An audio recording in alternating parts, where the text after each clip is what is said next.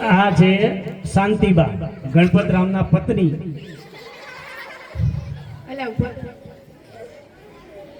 અલ્યા રામદાસ, તૈયારી થઈ ગઈ? આ છે ગણપતલાલ પોતે. ઊંચું સાંભળે છે, સાંભળે કઈ ને સમજે કઈ. આ છે ગણપતરામની પિંકી, એની સગાઈ કરવાની છે.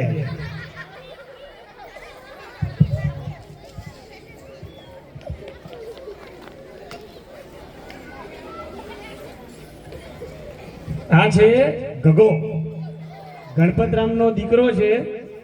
ભણવામાં રસ નથી, પણ ફક્ત ખાવામાં જ રસ છે.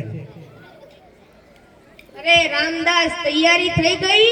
આબા હા, અને મહેમાન આવવાની તૈયારી છે. ગઈ વખતે તે હલવામાં ખાંડની જગ્યાએ મીઠું નાખીને આપ્યું તો એવું ના કરતો. અરે બા, એ તો ભૂલથી મીઠું નખાઈ ગયું તો આજે તો સરસ મજાની ચા બનાવીશ. ચા મમ્મી, આ રામદાસ રસોઈમાં ભલે ભૂલ કરે પણ નાસ્તામાં ભૂલ ના થવી જોઈએ. એટલે તો ગગા આપણે પહેલેથી જ 7 સમોસા બનાવીને રાખ્યા છે.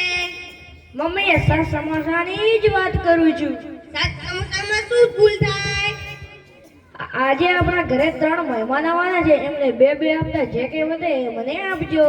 ગગા, તું તો ગગો જ રહીશ. મહેમાન આવે એટલે એમની સામે ખાવા ઢૂટી ના પડતો, નહીતર આપણી આબરૂના ધજાગરા ઉડશે. શું કીધું ડોસી? આપણે આપણું ધાબા પર છે. અલ્યા ડોસી, હમણાં તો હજુ ચોમાસું બાકી છે, અત્યારથી ક્યાં ધાબા ભરાય છે? અલ્યા, પપ્પાનું એન્ટેના હમણાંથી જલે છે, જ્યારે મહેમાન આવશે ત્યારે તો આખું ટાવર પડી જશે. અલ્યા ડોહા, મહેમાન આવવાના છે એટલે તું બોલવામાં ધીરજ રાખજે. ડોસી, હું તો ધીરજ રાખું, તું ઉભાળવી તારો. આ છે મગનલાલ, જે દીકરાની સગાઈ માટે આવ્યા છે.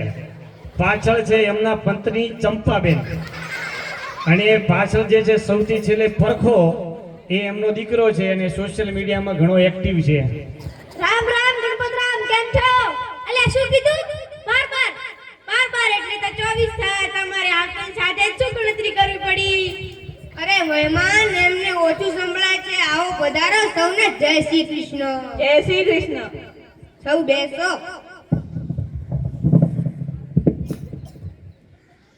હાય guys, hi friend, hi everyone. આ છે મારું સાસરું. તમે જોયું, એક નંબર છે ને?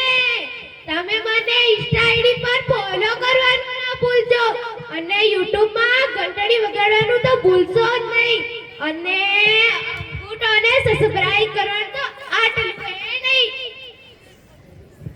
એ તમને જય શ્રી કૃષ્ણ. આલે પાણી. હાય એવરીવન, આ છે મારો સાળો ગગો. જોયો? એ મારો વિડિયો ના લે, નહીતર તોડી નાખીશ. હા, નહીં આટલા ગુસ્સે ના થાવ.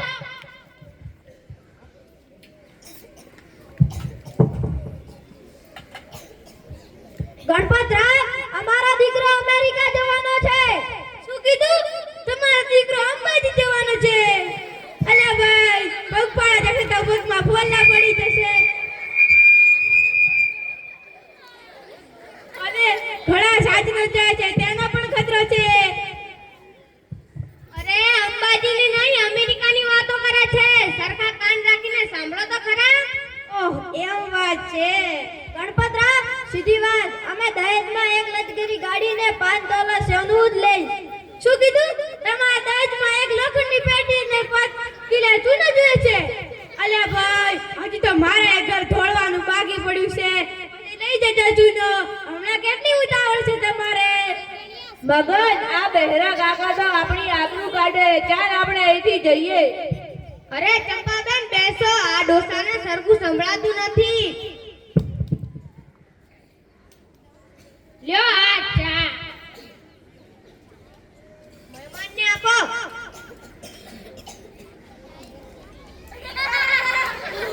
ભાભી એક નંબર છે ને?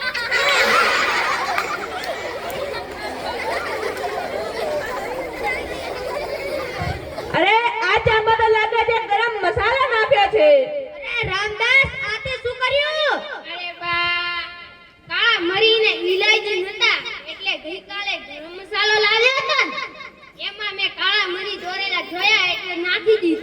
લે હવે આ કપ લઈ જા.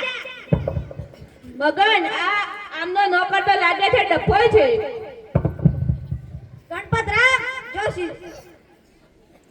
ગણપતરામ જો આડી અવળી વાત કરી તો હું નીકળી જઈશ.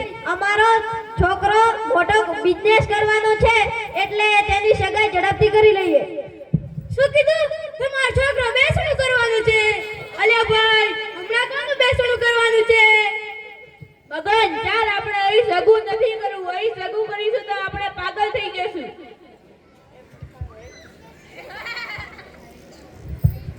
હા પપ્પા આ છોકરીના પપ્પા સર્વર પણ ડાઉન છે અને અહીંયા તો નેટવર્ક પણ નથી પકડતું. ચાલો આપણે જઈએ. અરે મહેમાન રોકાવ તો ખરા, હજુ તો નાસ્તોય બાકી છે. અમારે નથી કરવો નાસ્તો. અલ્યા ડોશી તે જોયું પેલા મહેમાન કેટલા ઉતાવળ્યા હતા. મને લાગે છે તેમને સંડાસ જવાની ઉતાવળ છે એટલે ભાગી ગયા. ભાગી દાદા એ સંડાસ નહીં તમારા શ્રાદ્ધથી ભાગ્યા છે. જે થયું તે હવે બધા સમોસા મારા. ગગા થોડી શરમ કર શરમ. પેલી બાજુ સગાઈ તૂટી ગઈ ને તને સમોસાની પડી છે અને આ તારા પપ્પાના બૈરાસના લીધે આજે બીજી પાર્ટી પણ ભાગી. શું કીધું? આજનો થાળ તૈયાર છે તો લાવ ને ભૂખ લાગી છે ભૂખ. બા રહેવા દો. દાદાને તો આરતી જ સંભળાય છે તમારી બુવાની. આ ગગો તો સમોસામાં જ છે. મમ્મી ચિંતા ન કર, છોકરાવાળા ભલે ગયા પણ સમોસા તો ક્યાંય નથી ગયા ને. અને પેલો પરકો તો મને સોશિયલ મીડિયા ઉપર વાયરલ કરી દો. વાયરલ. બેટા ગગન જોયું પેલા કે મારી પાસે ચૂનો માંગતા હતા, મેં ન આપ્યો એટલે સંડાસ કરવા ભાગી ગયા. ભાગી અરે હું પાણી ત્યારે મારે નકે